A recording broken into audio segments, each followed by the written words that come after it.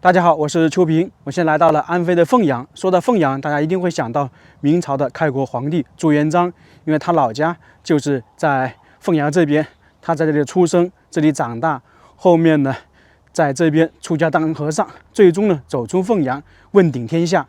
那这样就导致凤阳这一块呢有很多明朝礼仪儒家的建筑。今天我们看的就是其中的一座啊，这后面呢就是明朝第一座皇陵朱元璋父母的陵墓。他这座陵墓呢，也建设了比较长的时间，并且呢，还有一些独一无二的。这座明皇陵就在这个院墙里面，据说呢也是比较大的。说到明朝的帝陵啊，大家就会想到南京的明孝陵，还有北京的13陵。那其实整体来讲，明朝的皇陵有好多个地方啊，南京、北京，还有今天我们看的安徽凤阳，以及呢一个盱眙的明祖陵，还有湖北钟祥的明显陵。像盱眙、明皇陵，还有明显陵，这些都是算是追封的皇帝。那实际当过皇帝的陵墓呢，就是明孝陵，还有北京13陵。当然还有一个景泰皇帝啊，他是去世之后就被废除皇帝号了。还有呢，朱允炆的墓到现在也没有找到。这就是整个明朝帝陵的一些分布。门票已经买好了，50块钱。这就是大门了，肯定是现在修的。那今天我们看到这座陵墓啊，它非常特殊。首先呢，就是明朝的第一座皇陵，是朱元璋当时起事成了吴王之后，他就开始修建这座陵墓。是在公元1366年，那个时候还是元朝，他们还没有灭亡。那在古代都知道讲究以孝治天下嘛，一个人发达了，肯定会在家里的祖宅以及家里长辈的墓冢啊进行修缮的。特别是那个时候，朱元璋基本上已经确定要得到天下，要当皇帝了。在那个时候呢，他就开始修建陵墓。当然那个时候还不是皇陵啊，只是说把他父母的墓扩建一下。因为本身大家都知道，朱元璋他出身是非常低的，当时元朝末年嘛，灾荒比较多，他父母啊是被饿死了。当时饿死啊，他都没有地方去安葬。一开始呢，朱元璋就求了一个地主，给点地给他安葬，不同意。后面是他的邻居姓刘的一个人，给了他家里的一个荒地，让朱元璋去安葬父母，这样使得他父母才能够安葬。这也导致了他们这个刘家呀，也算是以明朝荣辱与共。因为朱元璋当上皇帝，肯定会对这个人给了他荒地安葬会嘉奖嘛，也确实是如此啊。这就导致两个家族相当于是长盛不衰，270多年嘛。明朝灭了，那肯定是也一样的了。我们先航拍看一看这座帝陵，现在能看到的只是这座皇陵小小的一部分。当年这座陵墓它的面积是巨大无比，可以说空前无比，甚至可以说是最大的一座帝王陵园。今天我们现在能看到的就是神道、石像，包括墓冢，其他呢都是一些遗址。当时这座陵墓其实完全可以称得上是一座城市。这座陵墓修建的时间也是比较长，从公元1366年开始扩建，开始修建，到公元1379年，总共呢大概是修了14年的时间才完成。后面朱棣包括明朝后面的皇帝呢都有所修缮。刚才说这座陵墓面积非常大，我们现在就来看一看这个数据，大家都会惊到的。我们之前看唐朝的陵墓都会说它是仿照长安城建造的，有外城、内城和皇城，这里也差不多。我们先来看一看导览图，就是皇陵的图啊。这个是真实的，因为写了明朝万历41年公元1613年弄的这个皇陵图，它是分为3部分。这个是土城，这是砖城，然后最核心的那个内城。那么它到底有多大呢？这个皇城是面积1.1万平方米，这个那个砖城呢，面积呢是80万平方米，就等于这个砖城啊都比故宫大。这个土城就更不得了了，达到了1294万平方米，什么概念呢？就是它这个城墙南北长3715米，3公里，3.7公里，东西宽约3485米，3.4公里。故宫的占地面积是72万平方米，那么这个皇陵总面积相当于是故宫的差不多18倍，从而说这个陵墓大得惊人。南门、北门它是坐南朝北，因为墓冢在那边。它是明朝第一座皇陵，它的建成为明朝后面的陵墓有一个参考，就是明朝的帝陵的制度慢慢形成是它这里开始的。进来了，今天天气还不错啊，不过这边可能靠北边一点，有点冷啊，还有风吹着，有点凉。从那个大门进来几十米就可以看到建筑遗址。我刚好是反方向因为太阳是属于逆光，那站在这边看的话就清楚一点。那这个地方呢是叫做迎新门，是明皇陵的第2道大门，也算是一个分界线。就是从这里出去，就是我们刚才说的土城，这边进来就是砖城。那说的通俗一点，我们看其他陵墓，那这个就是所谓的内城和外城的分界线，外面是外城，内部呢是内城，最里面呢就是皇城。建筑遗址我们现在看起来是很低，对不对？那其实以前是很高的。迎新门算是第2道城门，但其实来讲它还不是真正的内城的城门，因为迎新门进来之后，这里相当于是一个瓮城。我们从那个效果图可以看得比较清楚，这样就看得比较明显了。这迎新门进去之后，走一段距离才能到达那个皇城真正的大门。刚刚我们说迎新门这一块是一道分界线，是正确的，也算是错误的。到这里呢，就算是又一道城门。如果按照皇陵计算是第3道大门，按照真正来讲的话，应该是第2道大门，因为这个属于内城的城门。在这里呢，是叫做明楼。我们听到明楼，大家一定会想到明清的帝陵最后那一块有明楼。那么明楼的称法是从这里开始的，在以前陵墓里面是没有因为这座陵墓在明朝开始还是属于帝陵规制的摸索阶段，所以它很多东西被后面的陵墓采用了。同时呢，它有一些东西名字呢摆放可能有点不一样。那这个地方是叫做北明楼，它这里的明楼也是城门的叫法，总共是有4座明楼，东南西北。北门呢是这个内城，也就是砖城的正门。那么我们现在走到这个地方，应该就是以前的砖城的城墙，周长是3618米，也是非常大了。这个内城也就是砖城，比故宫大8万平方米。明楼过来没多久就是神道了。这里呢就是整个中国历史上唯一的神道，独一无二的神道。它全长呢是257米，长度不算太长主要是大家看看这些石像生是不是很多密密麻麻的。它这里呢是32对石像生，总共呢是64个，这个在中国历史上它是最多的，比南京的明孝陵还多而且呢很多呢都是规模比较巨大。它这个上面呢有麒麟，有狮子，有羊，还有呢文臣武将等等，我们就边走过去边看了。石像一开始呢就是2对麒麟，麒麟狮子我们都比较常见了，这个雕工也比较精美那这里称之为麒麟，我们也可以称之为独角兽，因为在那个顶部是有角的。而且在陵墓其实有多种说法。你像唐朝的有谢字，有天禄，那上面都是长了角的，那其实跟这个也差不多。麒麟呢和龙一样，在中国传统文化当中都是瑞兽，它代表着吉祥如意和子嗣绵延之意。因为我们经常会说葡萄多子，多子多福，麒麟送子，有这样的说法。在封建社会，所有朝代的皇帝都希望自己的江山可以千秋万代，朱元璋也不例外了。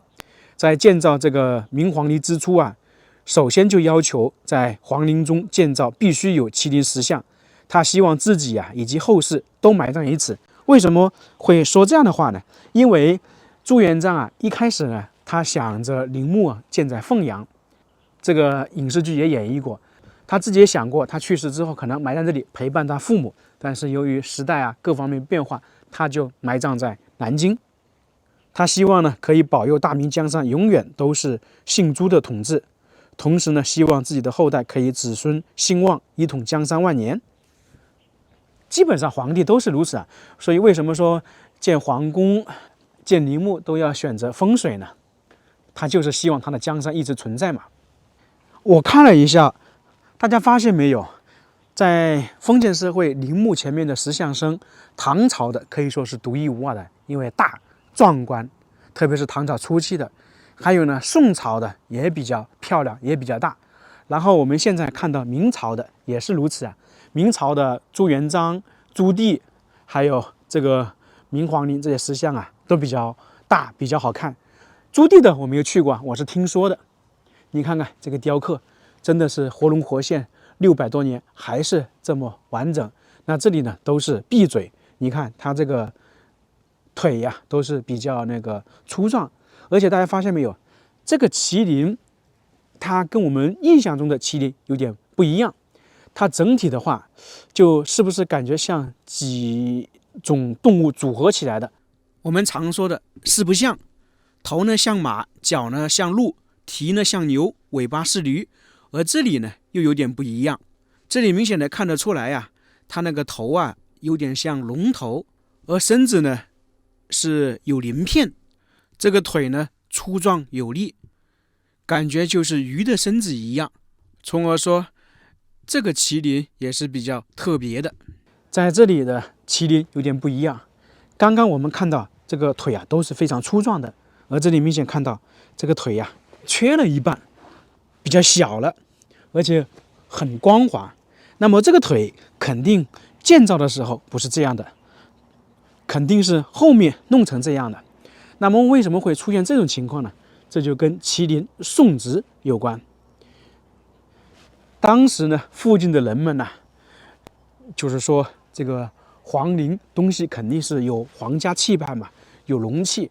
那在明朝灭亡之后，附近的人呢就觉得这个麒麟送子，传说呢把脚上的一些石头弄回家，弄成粉末，放到水里喝下去就能生小孩，特别是生儿子。于是呢，就很多人来这里日积月累的弄，这样就导致这个腿就少了一点，比较小了。为什么会弄这只麒麟，不弄其他的呢？这主要是这只麒麟在东边，然后又是左腿。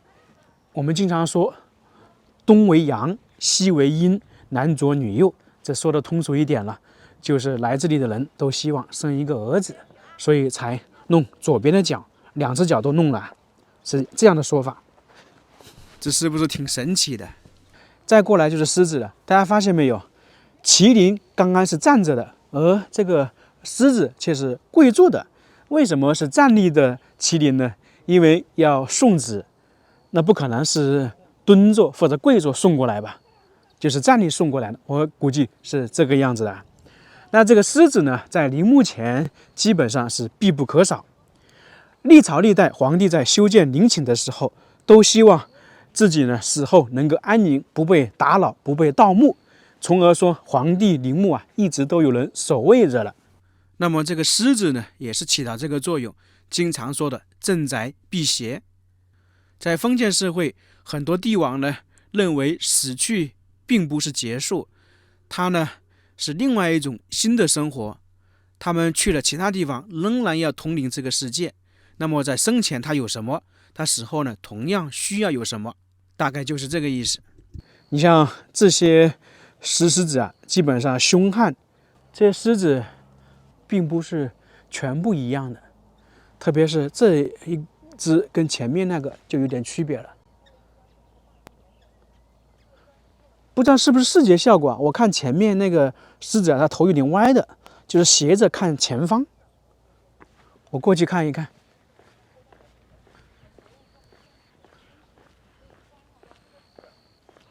好像真的，哦，没有，可能是视觉效果吧。600多年了，还保存着完好。你看，它这个鬃毛都还在呢，而且你看，跟前方又有点不一样了，也是工匠技术的体现呢。特别是我站在这里看那一只，感觉更小啊。难道是东边是公的，西边是母的吗？哎，确实是，它这个身子小一点。由于太阳的关系，我就在这个神道上面给它反着拍。这个狮子非常多啊，总共是8对，16只。这也是一个帝陵里面神道上面有石狮子最多的，其他地方不可能放这么多啊。这一切也是经过修缮的，因为很多啊是遭到破坏了。这看得明显呢，这个腿啊都是经过拼接的，因为毕竟是600多年嘛。当时在明朝的时候是保存的完整，那明末呢被损毁了。那在清朝开始，13陵有所保护，那这里肯定是没有那么保护了，等于是荒废了。狮子过来就是华表了，总共是2对。大家发现没有？这里的华表是放在中间，我们再看其他帝王陵，华表呢是放在开头。那放在开头基本上就是帝陵的标志，这里放中间主要是当时建造这座陵墓的时候，朱元璋还没有称帝，当时属于吴王的身份嘛，那么就把华表放在中间。后面朱元璋称帝以及追封他父亲为皇帝呢，就没就改，可能就是说修好了就不要去改动了。后面明孝陵就遵循这种方式。其中一对华表顶部呢是含苞待放的荷花，代表了朱元璋的基业，他的江山含苞待放，因为那个时候还没有称帝嘛。不过呢，马上就要建国了，从而说他这些石像都是有含义的。再过来呢，就是石马以及控马者，我们常说的控马人，在这里比较代表性的就是这个控马人呐、和这个马。它是一整块狮头雕刻的，并没有分开，这也体现了明朝那个时期的雕塑。同时呢，它这些雕刻啊，每一个表情人物都是有点不一样的。这一组石马呢比较有特点，可能是马跟控马人相处了很长时间，他们2个呢还算是比较亲密。这个马呢靠着这个石人的手，你看这石人的手关节是非常清晰啊，应该看得出来他的手是比较用力。那么他牵着马在这里，可能就是等待皇帝出行，从而说这也是工匠技术的体现呢。再往前走这一块呢，就是文臣了，2对文臣，这些文臣的塑像也是非常高大。我们来仔细看看，这个文臣他是头戴梁冠，手上拿的是护板。现在这个护板是断掉了，原本的护板是比较长，最顶部呢是到达他那个额头那里。另外一点，可以仔细看到他眼睛是向下倾斜，向下看的。这主要是由于这些大臣去上朝，在金銮殿肯定是不能直视皇帝，或者是抬头看皇帝，都是要低头，从而他是这么设计的。然后顶部它这个梁冠呢是有7道。那么证明这个是一品大员，在这个石像后面也有雕刻，他们这些都是穿的衣服啊，在这个衣服上面他们是刻了那个鹤，代表呢一品大员。因为在明朝朱元璋时期，他规定了官员穿的衣服等级有什么代表。你像一品文官胸前或者背后衣服上面呢是绣的鹤，2品是锦鸡，武将呢就是兽。所以说衣冠禽兽就是这么来的。在一开始衣冠禽兽是好的褒义词，后面呢在封建社会这些官员做的事情不好，那么衣冠禽兽就变成贬义词了。这就是文臣。再往前走就是石虎，这个老虎我感觉就是很别扭了，感觉有点不像。再过去呢就是石羊，这个石羊大家发现没有，就是跪坐的。整个这个陵墓里面神道上面只有这些食羊是贵族的，这也是有说法的。这主要有一句话叫做羔羊反哺，这是朱元璋以孝治天下。在这里呢，设置羊主要是显示朱元璋孝顺。我们经常看羊羔吃奶，应该也是跪做的，从而他这里就弄成这种形式了。再过来呢，就是2队武将，4个人。那这4个人呢，是代表一个将军的一生，一开始可能是士兵，后面是将军，然后大将，最后呢是统帅，就是从年轻到年纪大的时候。刚刚我们说的衣冠禽兽，文官呢胸前是有那个飞禽、鹤、锦鸡等等，而武官呢是野兽。那么肩膀这里就显示了，这个叫做吞肩兽，看到这个就知道他这个武官的等级。而这一尊石像将军吞肩兽却没有显示出来，被盖住了，这主要是由于他离皇帝更近，那么就不能展示这些，前方的那尊才展现出来了。雕刻弄成这个样子，全部都是有含义、有寓意的。在陵墓前，所有的东西都是如此，并不说乱放、乱建造。最后4尊像呢，就是太监、宦官。在明朝，这也是独一无二的。从他之后，孝陵开始就没有太监了，主要是朱元璋不太喜欢。朱元璋当时是明令宦官不得干政的，结果没有想到他的后事还得依靠太监。石像生到这里呢，就差不多看完了，总共是32对64个。按照说法呢，是由于朱元璋的父亲活到64岁去世，从而呢，他就把这个石像生弄成了64个。那么它的种类其实比起明孝陵还是差了一点，主要是这里重复的比较多。不过论精美程度，在中国历史上的石像生都是靠前的。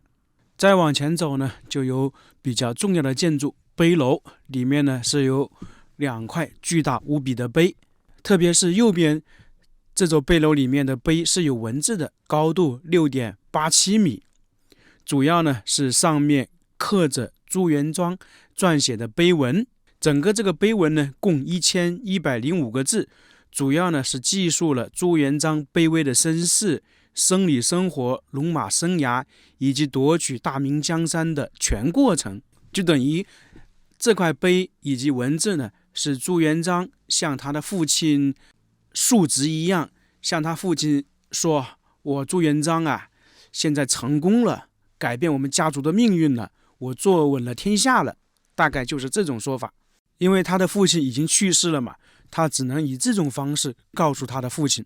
在右边呢，也有一座碑楼，里面有一块碑是没有字的，我们称之为无字碑。可能朱元璋认为自己能够成就帝业，是父母累善积德所致，无上伟大，无法用文字表达。另外呢，作为农民出身的父母也没有什么惊天动地的事情，所以说这块碑上面就不写文字，起到了此时无声胜有声的艺术效果。前方这里呢是享殿遗址区，明清的帝王陵其他地方都说是隆恩殿或者灵恩殿，现在看起来这里是比较平常，因为已经损毁了。我们来看看那个以前的那种效果图，一眼望去，这个大殿大的惊人呐，是5殿顶最高等级的，面阔9间，95之尊嘛。它整个大殿呢是建在3层的须弥座台基上面，一般古代的建筑宫殿都是如此。感觉是不是跟故宫的太和殿一样？你想看到完整的享殿，大家还是可以去朱棣的长陵看一下，那一座还是金丝楠木建造的。这一座大殿的材料我估计也是金丝楠木的，规模可能跟长陵的差不多吧，甚至可能还更大。由于在300多年前这个地方呢被大火烧掉了，只剩下一些遗址，现在我们看到的就是柱础石。根据这个石头大概能推算出当时的柱子有多大，这个估计有1米，还不是最大的。旁边另外一块柱础石才真的是大，在视频里面可能没有感觉，如果在现场看的话真会震撼到。它的直径大概是 1.6 米，这是我迄今见过最大的一个柱础石，一个人肯定都抱不住。这么大的金丝楠木估计也是从南方运过来的，云贵川那些山区弄过来的。这么大的帝陵真的是发挥了无数的人力、物力、财力。下次有机会，我一定要去北京的长陵看一看朱棣的长陵那一座金丝楠木大殿。我的感觉，它这个享殿比朱元璋那个享殿面积可能都大。现在那些须弥做的台基也看不到了。本身这个台基很高的，有3层，估计也有好几米。这座陵墓在明朝末年被张献忠一大把火烧掉之后，只剩下一些石头建筑。然后到了清朝的时候，那些衙门呢允许附近的老百姓用这个石头来盖房子，从而说这个享殿那个台基，包括这个陵墓很多石头构件都没有了，都被拆走了。所以挺可惜的。我们现在来这座陵墓，主要可能就是看一看前方的那些石刻，还有中间的石碑，以及呢最后的墓冢，其他的建筑基本上就没有了。前方就快到墓冢了，现在这里是比较宽敞的，大家可以看到有很多树木。那其实在上个世纪这一块呢是没有树木的，网上大家可以去看图片，光秃秃的。其实不光这里，很多那种陵墓当时都是光秃秃的。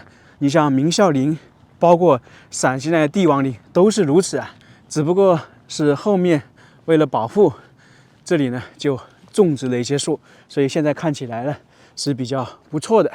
到了这里，大家发现是不是有点类似看过呢？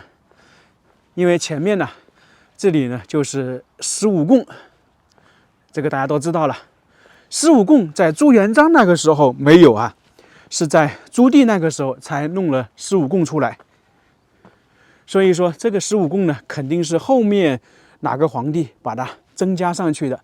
十五供是香炉、花瓶和烛台，中间是牌位，大明仁祖纯皇后以及大明仁祖纯皇帝，就是朱元璋的父母。这个香炉、烛台、十五供，我怎么看起来有点像现代的？不知道是原本就存在的，还是后面复建的。后面就是墓冢了，看起来现在是比较大、比较高一点。那其实当时朱元璋埋葬他父母的时候，其实就是那个田地里面的2个小土堆，包括现在我们在很多地方看到嘛，大家去世都是埋葬在这些田地里面。这主要是属于平原，都是这样嘛，跟山区有点区别。大概埋葬了20多年之后吧，这里呢就进行扩建。朱元璋还没有当皇帝的时候，只是扩建了一部分，就相当于把封土增加大了。那后面称帝了之后，这一块呢就越建越大，最终呢变成了像一个城池一样，总体算起来1000多万平方米，成了一个帝陵的规模、帝陵的规制。朱元璋呢直接命名为皇陵，这也正常中国历史上只要是开国皇帝，他基本上都会追封他的父亲、祖父为皇帝，然后呢进行大规模的修建陵墓。这还是开国之君。如果中途以其他身份继承帝位，他同样会追封他的父亲为皇帝。明朝的嘉靖皇帝，他就是以藩王继位，最后呢追封他的父亲为皇帝，并且修建了陵墓，是在湖北钟祥的明显陵。大家发现没有，封建社会帝陵，不管是生前有没有做过皇帝，只要修建起来都是规模比较大，耗费比较多。就算生前再节俭的帝王，他对他的陵墓要求都比较高，一般呢都会修建的稍微大一点。例外的话，可能就是魏晋南北朝时期，一个呢是当时属于战乱时期，那些政权呢没有很大的财力就修建帝陵，还有呢就是曹操曹丕引领了一个薄葬之风。那其他的只要是大统一王朝，帝陵呢修建的都是比较大、比较豪华、比较奢侈。典型的秦始皇修建了几十年，那汉朝呢本身就讲究厚葬，从皇帝登基的第2年就开始修建陵墓，普遍呢都是修建了几十年。汉武帝修建了53年，东汉的帝陵的封土也是比较大。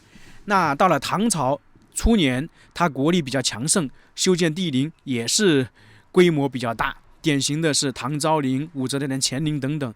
那宋朝也是如此。那明清的话，离我们现在相对来说比较近，还能看到比较完整的帝陵。另外呢，就算是在封建王朝衰落的时候，财政比较困难，他也会想尽办法花费巨大的钱财去建造陵墓，可以说是劳民伤财。封建社会那个时候的封建礼法剥削还是比较严重的。就像我们刚刚说的，这一座陵墓我们现在只能看到很小的一部分，在当时第二层，也就是砖层或者我们说的内层，它的面积都比故宫大，然后它的土层就更不得了了。那么在建造这座陵墓之前，那这个土层甚至说皇城内层里面呢，肯定是有人居住的。那朱元璋把这里决定建成规模宏大的皇陵，那周边的居民肯定要迁移走的，中间肯定也发生了一些不好的事情。特别是我看了一些资料记载，当时那些跟随朱元璋打天下的人呢，好多是他老家的。那建立大明王朝之后，这些跟随朱元璋的人在老家呢，就有点做坏事，是趁着修建这个明中都以及这个皇陵做坏事，做不好的事情。这座皇陵差不多就看完了。由于属于朱元璋父母的，没有太多故事可讲，我们只能看一看这个陵墓的石刻，包括墓冢，以及讲一讲朱元璋的故事。不过呢，这座陵墓却是为明清帝陵建设奠定了一个基础，因为这个属于第一座皇陵，那么后面明朝的皇陵肯定会在这个陵墓上的基础上面正式的确定帝陵的规制。有一点给大家更正一下，就是刚刚说的砖层面积是80万平方米，其实错了，是82.5万平方米，也就是说比故宫大了10万平方米。那今天这个视频就到这里了，非常感谢大家，我们下个视频再见。